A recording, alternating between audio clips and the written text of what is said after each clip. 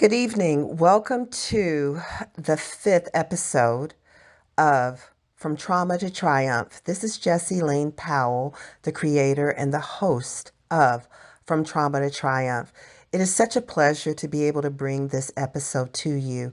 I am thrilled that Michele Rosenthal, who is a trauma recovery specialist, agreed actually to come and to talk, just give you a snippet about grief. I know that through the holiday season that it can be very challenging for individuals that have suffered loss, and especially after so much loss during COVID, even things that were not related to COVID, you may be suffering some type of loss. So I asked her to come and to give you some little tidbits on how to deal with grief, whatever form or shape that you find it active in your life, and that there are answers. And she is an amazing resource and an amazing recovery trauma coach to help you find your way through this stream to freedom. What you're seeing actually at the start of this is something I asked Michele Rosenthal to do, to talk about grief. But we also, Michele and I, did a podcast, I think it was episode 2, where we were talking about trauma and the first steps to recovering from trauma.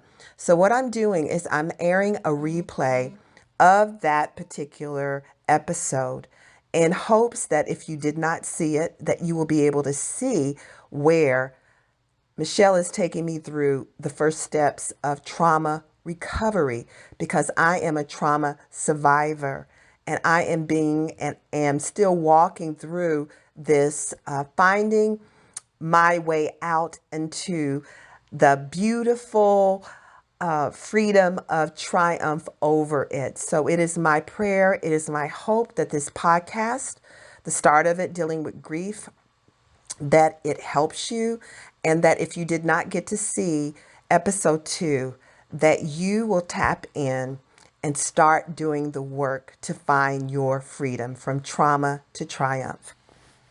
Here we go.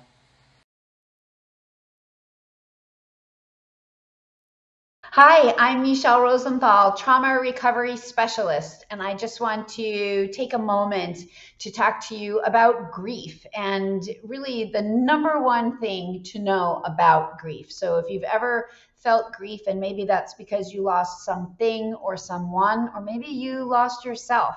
I know, in my own trauma recovery journey, one thing that really surprised me was how much grief I had, and it was grief about how much I had lost of myself, of my life, due to trauma and its effects. So my number one tip here, and I work with grief a lot in my practice, so I really love to start in this way. Grief is proportionate to love. That's not my theory. That's a well-known fact. So when you think about that, when you grieve something a lot, it's because you loved it a lot. And the most important thing to do in that space, then, uncomfortable emotions, we all so quickly try to push away, suppress, deny. It doesn't feel good, right? So we don't want to go into the grief.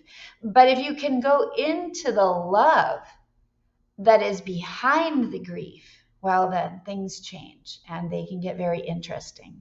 So just thought I'd offer you this one idea today, that any grief that you find in you for whatever it is that you've lost, whatever sadness that you're carrying, if you can look for the love that it represents and then identify how to connect even more deeply with the love, you will find something very interesting happens to the grief.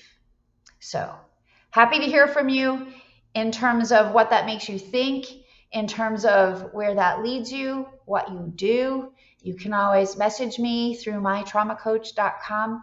Let's make this a bigger conversation, even though we all move through this in our own private, personal, individual way. So you have enormous healing potential. The goal is learning to access it. Dig deep. You can do this. I believe in you.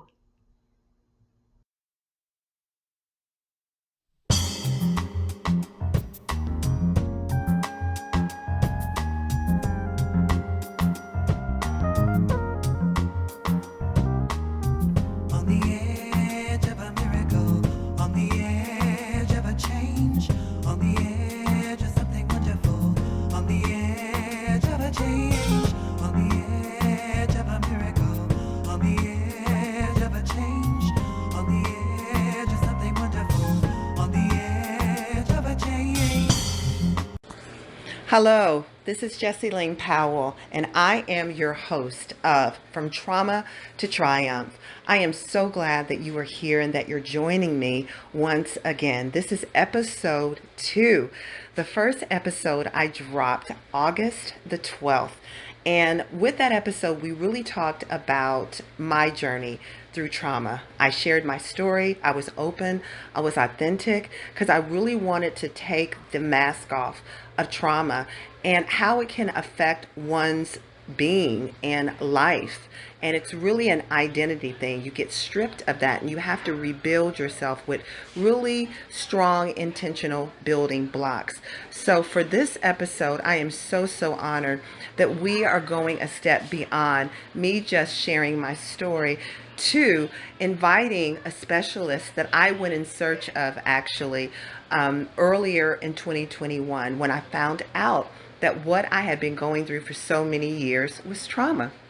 Her name is Michele Rosenthal, and she is a trauma specialist, a trauma recovery specialist. And we just totally were just connected instantaneously.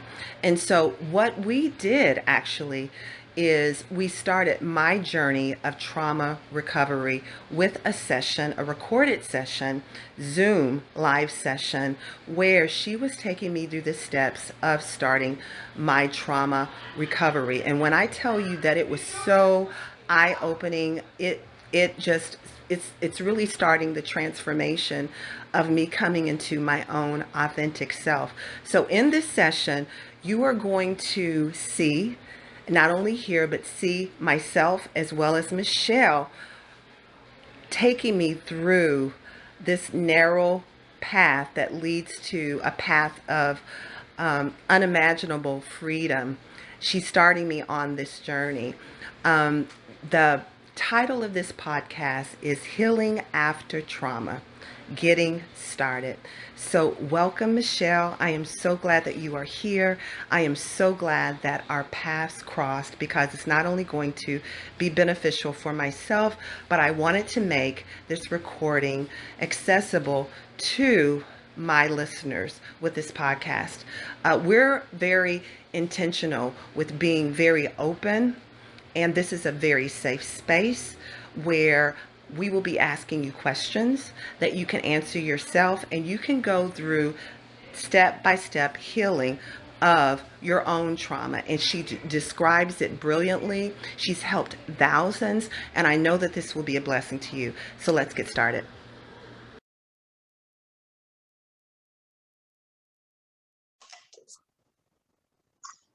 All right. So, Jessie, I'm so excited to work with you today.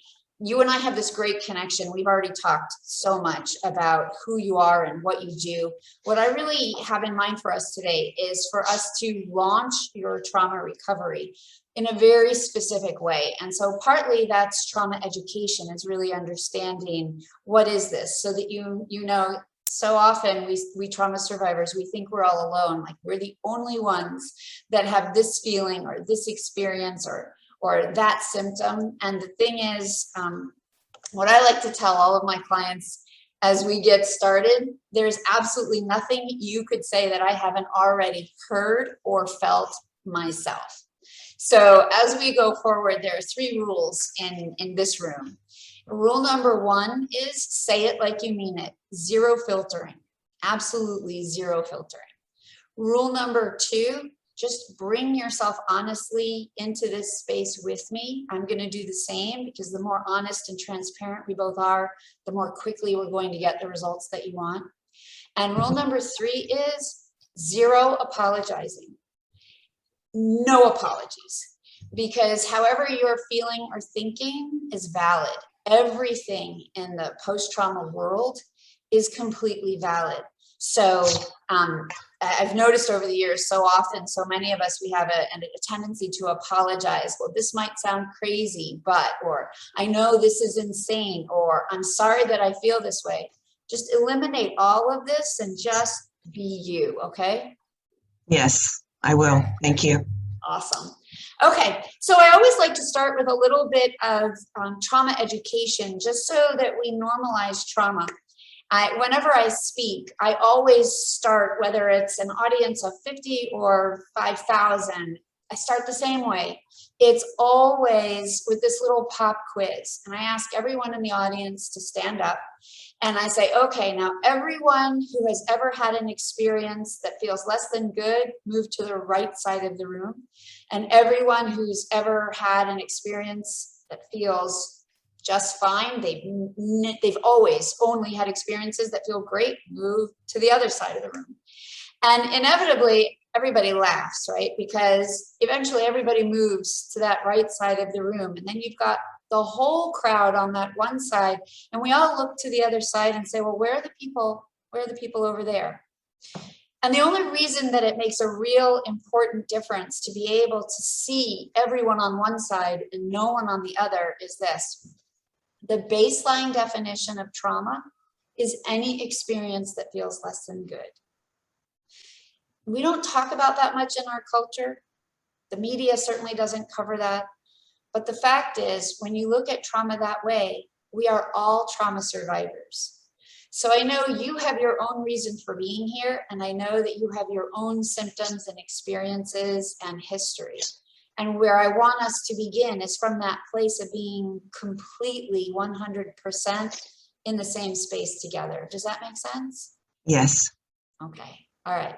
So with that in mind and understanding that trauma embeds deeply neurologically in the neural pathways of the brain, in the unconscious programs that we run. I saw a lecture by Bruce Lipton recently, and he was saying that 95% of the time, we are either thinking into the future or thinking into the past. 95% of the time. It's very interesting, right? Because that means 95% of the time we are not present in the moment.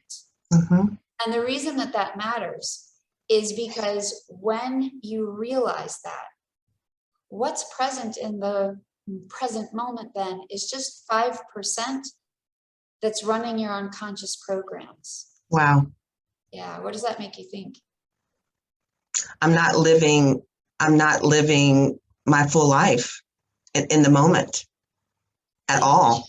It's caught back in the past, or it's caught way someplace in the future. So it's like I'm non-existent. Wow, that's powerful. So you're right. And the opportunity here is where we begin. Because when you recognize that only 5% of your time is spent in the present moment, that means while you're somewhere else in the past or the future, something else is running who you are in the present moment. That's our unconscious programming. Yes. That's of course, that's, you know, what makes your heart beat, your lungs breathe and all that, but it's also how you respond to anything that happens to you. So our job here, the way that I like to think about it, is to bring that focus back from the past and back from the future, so you're more wholly in the present moment, which will allow you to be more in control of every experience that you have, more confident in any experience, and way more calm. Okay. So we do that in 3 phases, and today we'll launch this whole process, but I just sort of want you to know where the process goes, how it's sort of organized. So 3 phases of trauma recovery according to me, right? This is how I like to approach it as a survivor myself, and as a practitioner who's been in the field for as long as I have. Here's what I see work: 3 phases. The control phase, where we really step into starting to reclaim control and starting to connect you actually more to the present moment. So in that space, the first thing is to connect. That's the most important thing. Now, you can't connect to your whole self and the present moment and all the good bells and whistles in the very first day, but what you can connect to wholly and completely is your desire for change. And that's where we'll really be focusing today. Awesome. And from there, you'll be moving into crafting your healing intention, and then from there, concentrating your focus. Because when you connect and then really craft and then concentrate, you're reclaiming control not only over who you are, although it is over who you are, because in every moment you're more connected to that space, but also the unconscious programming that's going on, because we're starting the process of change. Does that make sense so far? Perfect sense, yes. And then we'll move into the change phase, which is where we're going to just rewire all the programming, and then the create phase of your post-trauma identity. So today, where I really want us to focus is on what you want. And you and I have talked a little bit about, what's bothering you. So let's start there. Let's start with you defining the problem. Because to me, we can talk about trauma symptoms as programs. We can talk about them as habits. I like to talk about them as problems that just need to be solved. And up until today, you may not have had the idea or the resources, or it may not have been the right time to find the solution to the problems that you've been carrying. But starting right now, that all changes in our collaboration. Yes. Before we begin, do you have any questions, anything you want to know, any about trauma or the process or anything at all? No, we've talked and I've got some clarity on where we're going and what we're doing. And I know that I'm in a safe space, so we're good. Okay. All right, great. So here's what I'd like you to do is to just sort of focus on, your past, your present. And what I mean by that is, how your past is affecting your present. So as far as today, if you were going to describe the problem that needs to be solved, how would you put that into words? It would be very simple for me. It would be triggers. Okay, triggers from my past that I'm not even aware of. I mean, I know actually what happened, what caused the trauma, and the symptoms that I'm left with, right? Anxiety, fear, fight or flight, depression, not being my authentic self, and really not sure of who that is, because all these gears in trauma, right? That keeps it rolling. It controls my reaction and how I'm going to respond or how I'm going to feel. And I feel like I don't have control. I don't have the control panel anymore, right? And I have to. It takes time for me to grasp a hold of where I'm at, and yes, I have control too. And that's even if I make that move. It depends on where the trigger is. So to the triggers, which is anxiety, depression. What do you call that when you're not being your authentic self, right? And you feel like you've got to wear a mask? Yeah. Oh, right? Yeah. That type of thing. And being an entertainer, we do that anyway, quite good. But you reach an age and you reach a point in your life where I'm at 59, where I don't want to function in that anymore. I want to be my authentic self. I want to find out who that really is. And the only way I can do that is being in my present. That makes so much sense. And I love identity work. I think at the bottom of all trauma recovery, the two things that really have to be attended to is the trauma addiction. And that's the past that we just keep going back to over and over and over. It's like, did you go to the grocery store anytime this week?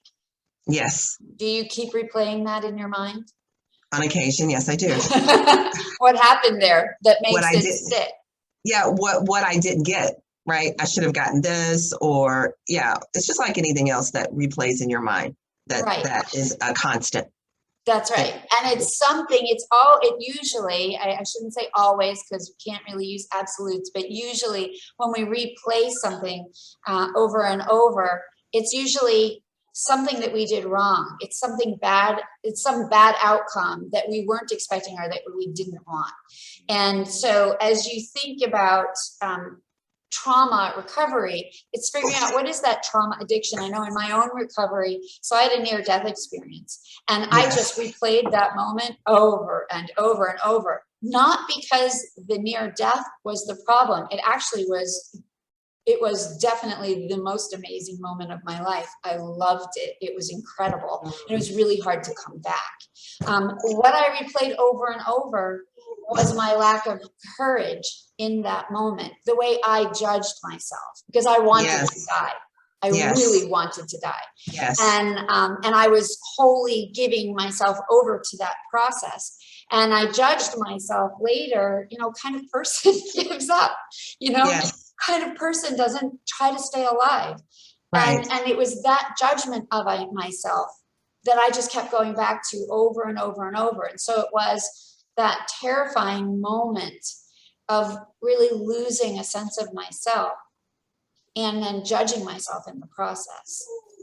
So you might start thinking about, what's your trauma addiction? What are those moments that you keep going back to? And generally speaking, they are often the ones that have the most intense emotion. Not a surprise, right? Not a surprise at all. No. Yeah. But when you think about those moments, something that you can start to assess for yourself is to think about, what is it about this moment that I'm so addicted to? Because unlike the grocery store, which a week or two from now, you will not still be fixated on what you didn't remember to get. Correct. You will have let that go. Correct. Unlike that, there is something about those past moments that your mind is completely addicted to going back to. And I just define addiction in its most simplest terms, which is when you feel compelled to do something that you know is not good for you and you just cannot stop doing it. Okay. Correct. That makes sense. Yes. Yeah. What do you think? Definitely. When you say this, it reminds me of certain things. For instance, when I was in college. Okay. And I can see now the difference between the grocery store. You don't linger on that. You think, oh my gosh, I forgot that. And then it's over. Right. So there is a difference. But when you have a emotional attachment to something, right, it's different. So I remember being in college, and this is the first thing that came to mind, being in college, being in the Miss Black Western Kentucky pageant, right? And everybody just knew I was going to win because of my gift, my talent of singing, right? And I guess maybe my presence and talking, I'm not quite sure. Anyway, I felt very confident as well. But when I got on the stage and everyone was looking at me and they asked me a question, I froze. I don't even remember what answer I gave, right? This is like in 1980, the fall of 1980, right? Yeah. And I was so ashamed. I did not win. The other girl won. I was just so ashamed, and I felt like I was stupid. Why couldn't I? What happened there? I could talk any other time. What was different at this moment, right? And that's where the fear of speaking in public. Singing is one thing. Sorry about my dog. Singing is one thing, right? I'm in my element. I've been doing this since the age of 8. Speaking is another without singing. And I don't have that that I can just rest on. If I can find it, too, fine. So yeah, that's the first thing that comes to mind. And when I'm talking about it now, I'm sweating. I feel the sensation and the symptoms from trauma. So does your dog. Yes. When our energies change, and I have 2 therapy dogs that work with my clients, and Gibbs, who's in the hall right now, so he's a little quieter, is actually starting to do a little bit of barking, I think because he can hear your dog. So it's interesting how, dogs pick up our energy. And I wonder now, if you were just to take a deep breath just to take a deep breath, like a really long, slow, deep breath, just to sort of, as you release it, just move your lips together just to do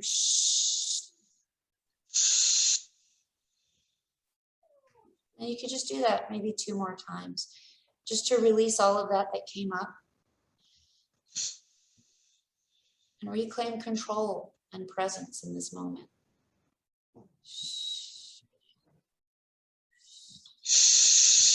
Yeah, that's right. Good. Much better. Yeah, and just notice how the dog got quiet. So, as you so beautifully expressed, it is those moments of those intense experiences, those intense emotions that embed and then have those long-lasting results, and also are the ones that our minds keep going back to. So the biggest traumas of all, you can already imagine, I bet, how the mind just gets addicted to sort of, we can't resolve it, we can't settle with it, so we just keep going back to it, just like, what is there, what's there, and we need it for whatever reason. The other elements of trauma recovery that has to be satisfied to have long-lasting, sustainable results, my opinion, is the trauma identity, because we have an identity crisis after trauma. Most definitely. Tell me what you're thinking when you say that. Yeah, that's what I've been in search of. You know, again, being an entertainer, you put on this mask and you do your thing, and I'm great on stage, and when I'm off stage, things happen, right, that I have no control of because I'm not in control. So that identity thing of knowing who I am, my authentic self at this stage in my life is very, very critical. And I don't want to live in feeling like I've got to live in the past for that to be my identity, because that is not my identity, right? Right. Nor do I want to project so much into the future, even though I do vision boards and I do affirmations and all of those things. But I think that they're not as powerful. They would be so much more powerful if I was in my authentic present self of knowing who I am today and who I am, period. That makes total sense. So to bring this back then to what we were talking about, to me, all trauma recovery is really solving the problem of trauma as it lingers in your past. So you were saying that the problem is your triggers. Let's dissect that a little bit more, because within that, there are going to be thoughts, feelings, behaviors, and actions that expose the problem or that allow you to embody the problem. So if you were to think of it that way in terms of defining the problem, what's the problem beyond triggers, taking that as your beginning and then dropping down to the next level into this level of thoughts, beliefs, actions, behaviors. Tell me some of the problem as it expresses itself. Being around a lot of people at one time, if I don't know them, that's a different story, right? But then if I know them and I know certain situations have happened, right? I go back to that, thinking that that's going to be what happens this time. So I find myself going through anxiety attacks with that. And I've got to do self-talk, or I've got to get some holistic, something that's going to calm and bring ease to me. But that's only for a duration of time. And I'm always one to go ahead and face whatever is before me, right? At least I attempt to. Now, going into that environment, I get all the symptoms of sweating, of a heartbeat, of not being able to talk, of thinking people know exactly what's going on the inside of me, when they may not, but I know what's going on. Yeah. So it takes me a moment to bring myself to the center. But when I do, it'll take like maybe 15, 20 minutes, right? Right. But when I do, I'm okay. I click into gear into the person that I am, being very talkative, very friendly, and sometimes it doesn't lift. Sometimes it just stays present. And I've got to exit that environment. Perfect. That's one main thing. Say that again. That's one major thing that I deal with, and that's very uncomfortable for me. Because what are you thinking at that time? Like if you had to tell me the thought that's most dominant in those moments when you're around all those people and it causes all of that anxiety and the rest of the triggers, what's the thought that most occurs to you? Or what's the thought at the base of all that? Yeah, I think relationships, things that have transpired, let me be honest, there's some jealousy there. There's some people that are not being authentic, right? And then I'm thinking, well, what is wrong with me? Do I need to lessen myself? Do I need to dumb myself down? Do I need to, in order for that acceptance to occur? Instead of being totally okay with who I am and what I present, how I'm created, and just, rocking with it, right? That eventually comes, but it takes a minute. Sometimes it doesn't. And I just have to exit that environment. Does that make sense?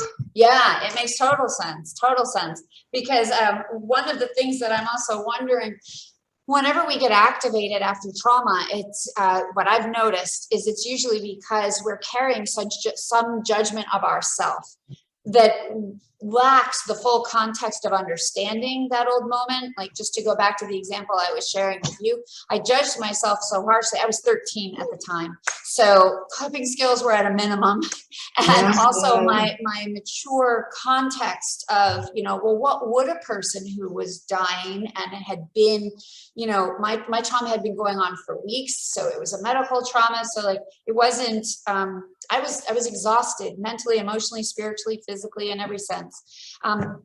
Who wouldn't in that moment want to just give up? I never allowed myself to see the fuller context. And in the moments of those intense emotions, the mind literally, when we're in fight, flight, or freeze, the eyes dilate. So you don't have peripheral vision. You only see what's right ahead, because that's exactly where the threat is. Wow. And you want a little anxiety hack. One thing that you can do to interrupt anxiety is put your hands up and then widen them all the way out. You're not going to see it off camera, but I'm as far wide as you can go, and attune yourself to your peripheral vision to see your hands as they stretch out on either side of you, because you will, in that sense, open up the rest of your capable attunement in the moment. And that immediately lessens. Wow. So you're not stuck in that direct threat that's right before you. You widen the spectrum, right? Exactly. So you can see truth. Yes, that's right. That's right. And so that you also can see everything that is not the threat. Because that's the biggest problem. We don't see everything that is not the trauma. And healing, reducing anxiety, is all about being able to see the rest and starting in that space to recognize how to make that shift from powerless to powerful. Yes, I like that. Because when your vision is that narrow, you don't have access to all of yourself or all of your resources. When you widen it out, you start to have a fuller context, not only of the world, although it is that, and not only of other people, but also of yourself. Yeah, and you're shutting down. It's like you're in a narrow space. That's right. Right? When you don't have that. So when you widen it, like you said, I get it. You see the whole spectrum. That's right. That there are safe places, that there is more. That's right. Right? Yeah. That's good. Exactly. Good. I'm going to start using that. I'm going to start using that technique, definitely. Excellent. I was looking for were tools, because that's what you have to get, are tools in order to move forward and do it in a healthy way. That is very true. I have 2 videos I'm going to send you. One, they're both about anxiety hacks. One is about physical things you can do to divert the anxiety, and the second is mental hacks. So I'll send you both. You can think about this, how to apply this when you're around a group of people, because you may not be in a position to be like, okay, let me put my fingers up and let me like widen my hands. You may not be able to do that if you're surrounded by a group of people. But what you can do, and you can try this right now, is to just in your mind start to widen your awareness to the edges of the room that you're in. Okay, just imagine that you can trace the edges of the room that you're in. And when you've got that done, let me know. Done. Okay, now expand your awareness to trace the edges of the building that you're in. You're in your home. So trace the edges of your home. Just, I don't know if it's a square or it has like, I worked with a client the other day, they have a turret. So, you know, but trace the outline. Okay. Now go ahead. And if you know loosely the geography of the town you're in, go ahead and expand your awareness to trace the outline of the town. And if you don't know exactly the outline, I know the town I grew up in was in the shape of the number 7. But if you don't know the actual geography, just expand your awareness to the edges of the town, because you know where that town ends and another begins.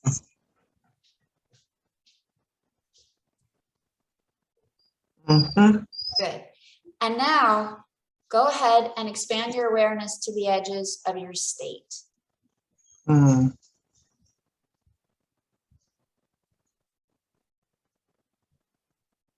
Wow, a lot of space. Yeah, that's right. Now you want to make it a little better?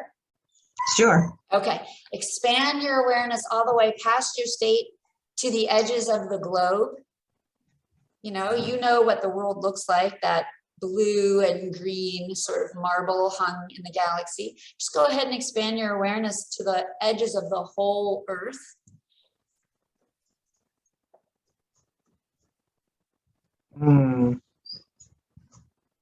Wow. Yeah.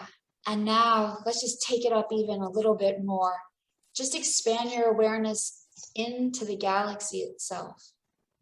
And just let yourself go as far into the edges of that as feels appropriate to you in this moment.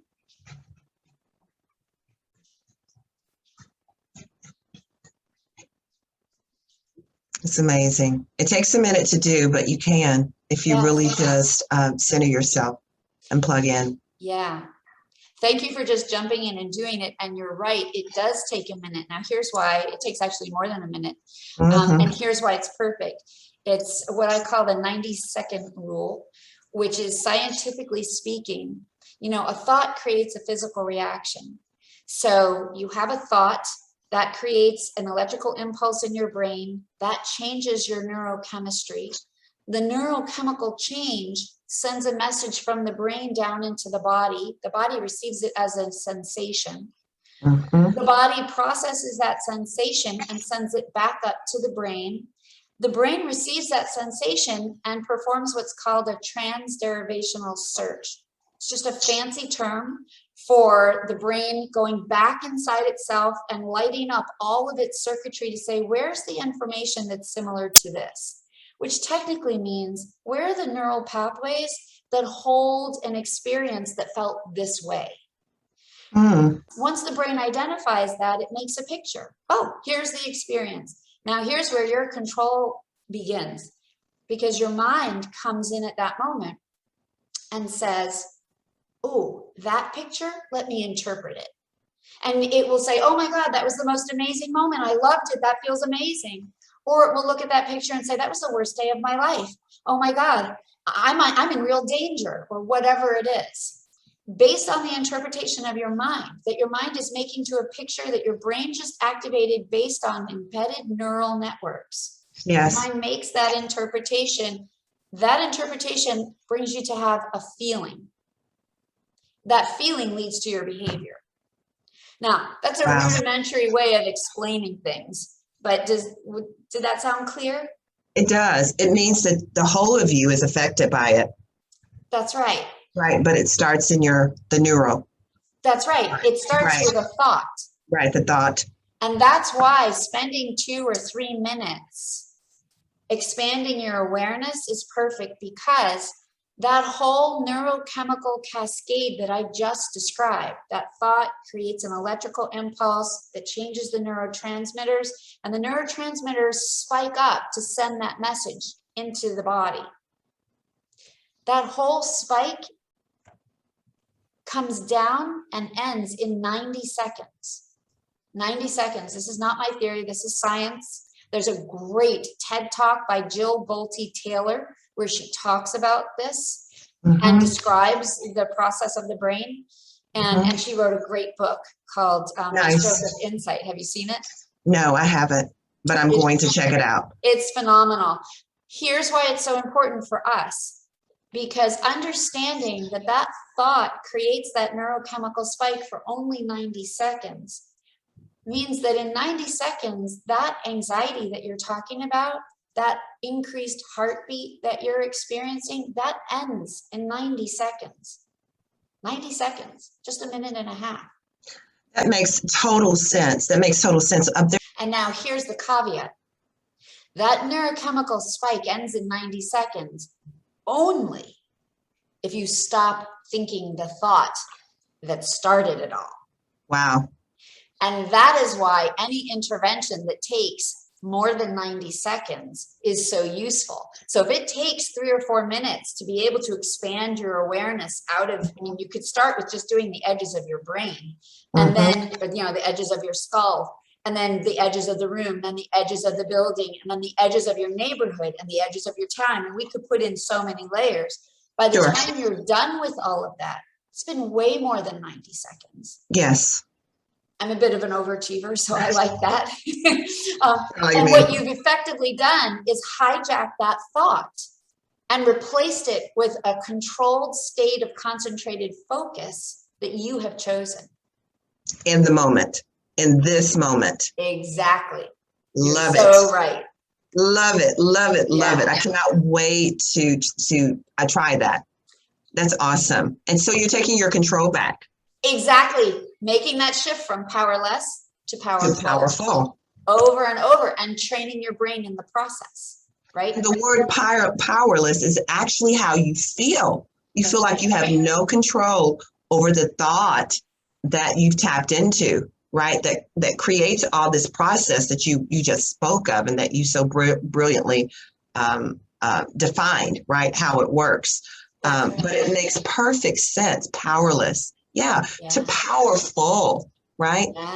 Yeah. And that's tapping into your authentic self and your identity. It all ties into all of that. That's right.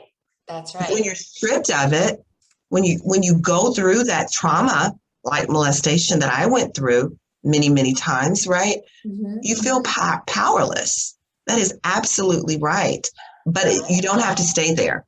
You can control that thought, and you can change the reaction to it. Absolutely. Absolutely. You're so on it.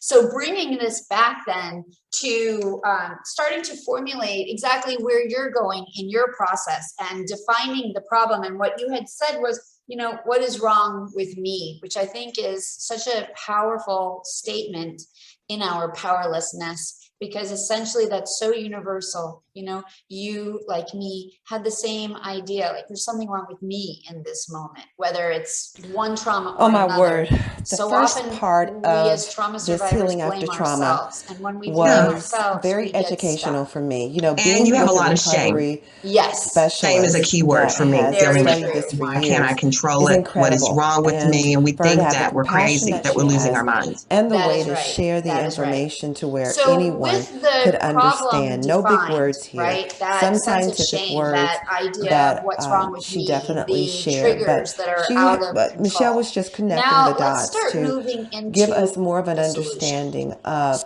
how we can heal from an ordeal trauma, right? And anything that doesn't feel good is a trauma. Different levels of it, but it's still valid, and you can still find healing and a life afterwards. Michele Rosenthal is just incredible. She's also an amazing author.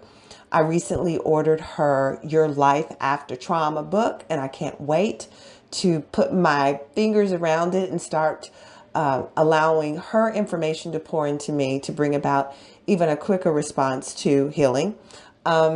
I encourage you to really, really check it out.